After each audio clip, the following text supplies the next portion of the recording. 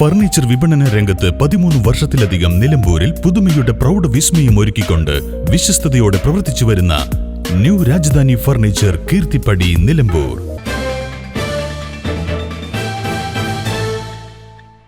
ചാലിയാർ പഞ്ചായത്തിലെ വൈലാശ്ശേരിയിൽ കാട്ടാനിറങ്ങി വ്യാപകമായി വാഴകൃഷിയും കമുകും പൈപ്പുകളും നശിപ്പിച്ചു.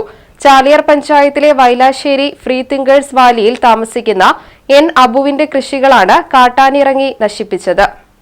5 ഏക്കറോളം വരുന്ന കൃഷിയിടത്തിൽ വിവിധ ഭാഗങ്ങളിലായാണ് വാഴകളും കമുകുകളും വെള്ളമടിക്കുന്ന പൈപ്പുകളെല്ലാം തകർത്ത് കാട്ടാന അഴിഞ്ഞാടിയത്.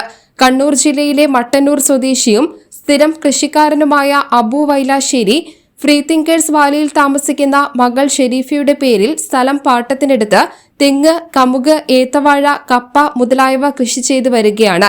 കഴിഞ്ഞ വർഷവും ഇതുപോലെ പലതവണ ആനയിറങ്ങി നിരവധി വിളനഷ്ടം സംഭവിച്ചിരുന്നു.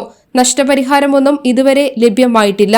കഴിഞ്ഞ ജനകീയ പ്രക്ഷോഭത്തെ തുടർന്ന് വനംവകുപ്പ് ഉദ്യോഗസ്ഥർ ആനയെ കാട്ടിലേക്ക് തുരത്തുകയും തുടർന്ന് ആനശല്യം ഇല്ലാതിരിക്കുകയും ചെയ്തതിനാൽ വളരെ ആശ്വാസത്തോടെ കൃഷിയുമായി മുന്നോട്ടു പോകുമ്പോഴാണ് വീണ്ടും കാട്ടാനെത്തി കൃഷി നശിപ്പിച്ചത്.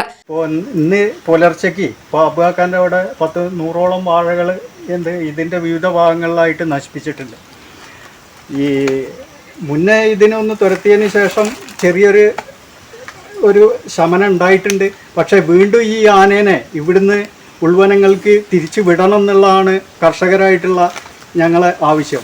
കർഷകന് ഇപ്പോൾ കാട്ടാനയായിട്ടും കാട്ടുപന്നിയായിട്ടും കാലാവസ്ഥയായിട്ടും ഈ രീതിയിൽ വിവിധ പ്രശ്നങ്ങൾ നേരിട്ടുകൊണ്ട് ഇരിക്കുകയാണ്. കാട്ടുപന്നി ശല്യത്തെ ഫെൻസിംഗ് ചെയ്ത് പ്രതിരോധിച്ചും കൃഷി തുടരുകയായിരുന്നു.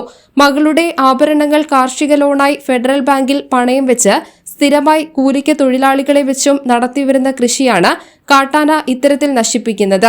6 ഏക്കറോളം വ്യാപിച്ചു കിടക്കുന്ന ഈ കൃഷിയിടത്തിൽ അദ്ദേഹം ലോണും കാര്യങ്ങളൊക്കെ എടുത്തിട്ട് ഇത് നടത്തി നമുക്ക് കിട്ടുന്ന ഇതുമെന്ന് കിട്ടിയിട്ട് ലോൺ അടയ്ക്കാനുള്ള ഒരു സ്ഥിതിയിലേക്ക് ഒന്നും കാര്യങ്ങൾ നീങ്ങുകയില്ല. മാത്രമല്ല നമുക്ക് ഉള്ള പ്രതീക്ഷ ഇതാണ്, കൊലക്കിനോട് കൂടിയിട്ട് ഈ ആന വന്ന് ഇതിങ്ങനെ കാണിച്ചാൽ എന്താണ് ഒരവസ്ഥ.